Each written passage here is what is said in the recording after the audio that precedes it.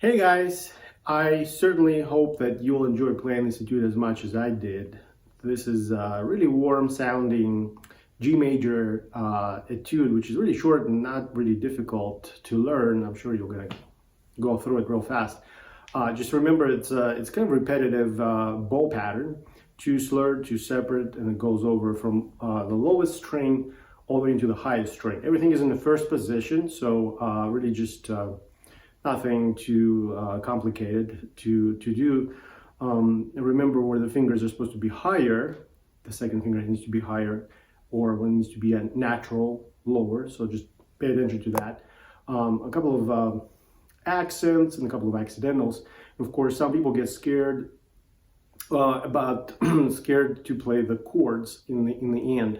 So just take them completely separately and play the first one as broken triple stop, and the last one is just a broken chord, so it should be 2 and 2. Nothing really difficult. If you enjoyed this video, I hope you would give it a thumbs up and subscribe to my channel. As always, thanks for watching.